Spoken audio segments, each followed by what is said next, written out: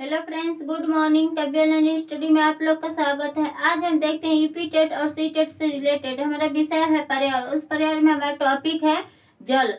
जल हम अगले वीडियो में देखे हैं कि जल किसे कहते हैं और जल की कितनी अवस्थाएं होती है, जल कितने पृथ्वी पर जल कितने प्रतिशत होता है, ये सब हम लोग देखे हैं। अब हम लोग कुछ पॉइंट है और इसमें इस वीडियो में हम लोग देखेंगे कुछ पॉइंट और जल के प्रकार देखते हैं। तो हम अगला पॉइंट देखते हैं।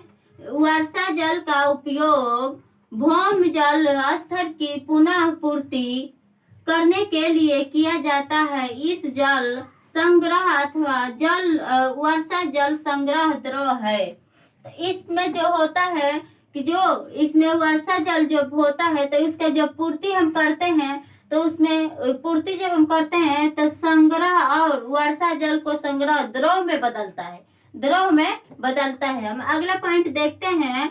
शुद्ध जल रंगहीन, गंधहीन, स्वादहीन तथा पारदर्शक द्रव है।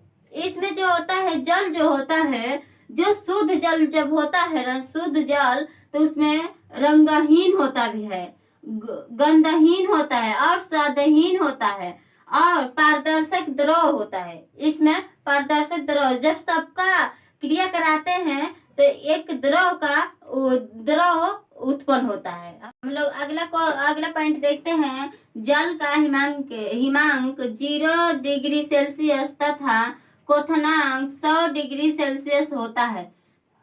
हम अगला पॉइंट देखते हैं। शुद्ध जल विद्युत का कुचालक है, परंतु कुछ मात्रा में लवण मिला देने पर यह विद्युत का सुचालक हो जाता है। इसमें जो शुद्ध जल होता है, जब शुद्ध जल होता है तो उसमें जब जो विद्युत होता है तो हम लोग कुचालक होता है, विद्युत कुछ उसमें कुचालक होता है। कुछ मात्रा जब होता है, जब कुछ मात्रा हम लवण का मिलाकर जब लवण को मिलाकर और विद्युत का सुचालक बनाया जाता है। जब इसमें लवण हम कुछ मात्रा जो लवण होता है उसे कुचालक में हम मिलाकर और उस विद्युत को सुचालक कराते हैं, सुचालक में प्रक्रिया कराते हैं। अगला हम देखते हैं जल के प्रकार। जल देखते हैं। जल दो प्रकार के होता है। जल दो प्रकार के होता है। कौन कौन होता है हम लोग देखते हैं। कठोर जल जो हार्ड वाटर होता है और दूसरा होता है मृदु जल जो सॉफ्ट जल होता है। तो हम लोग देखते हैं कठोर जल क्या है, हार्ड वाटर क्या है, हम लोग यह देखते हैं कठोर जल क्या है। तो हम देखते हैं जल जो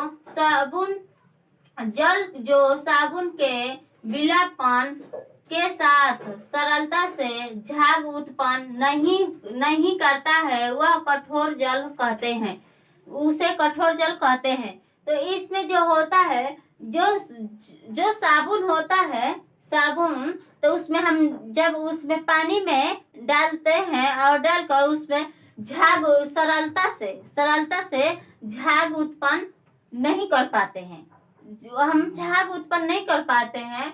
उसमें जब जो विलयन होता है, विलयपन, उसमें झाग उत्पन्न बहुत मतलब कठोर होता है, नहीं उत्पन्न होने देता है, उसे हम कठोर जल कहते हैं। जैसे में है नदी का जल तो नदी के जल में हम लोग वह जो नदी का जल होता है उसमें झाग उत्पन्न नहीं होता है। समुद्री जल जो होता है उसमें भी झाग उत्पन्न आसानी से नहीं होता है। भूमिगत जल भी वही तरीका होता है जो इसमें झाग उत्पन्न नहीं होता है, झाग उत्पन्न नहीं होता है। हम लोग अगला देखते हैं दूसरा मृदु जल क्या है।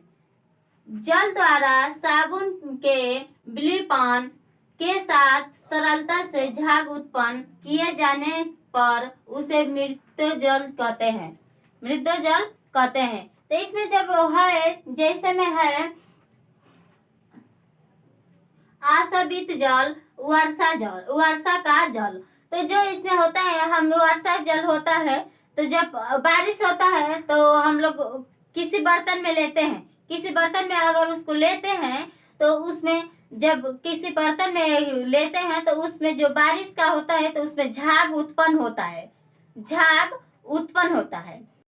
अगला पॉइंट देखते हैं, कठोर जल को उबालकर उसकी अस्थायी कठोरता दूर की जाती है। इसमें जो जो कठोर होता है, जो कठोर जल होता है, वह कठोर जल को हम जब उबालते हैं तो उसकी कठोरता जो होती है वह अस्थायी हो जाती है, अस्थायी नहीं होता है, अस्थायी में परिवर्तन होता है। जब अस्थायी होता है तो उसकी कठोरता जो होती है उसे दूर हम लोग करते हैं। जब उसको उबालेंगे तो वह पिघलेगा, जब पिघलेगा तो वह अस्थायी होगा, वह अस्थायी होता है तो उसकी कठोरता जो होती है उस वह दूर हो जाता है। हम लोग अगला देखते हैं, जल प्रदूषण। जल प्रदूषण जो होता है, इसमें हम लोग जल प्रदूषण हमें घरेलू भी होता है और इसमें जो होता है हम लोग पानी को गंदा करते हैं, उससे भी जल प्रदूषण होता है।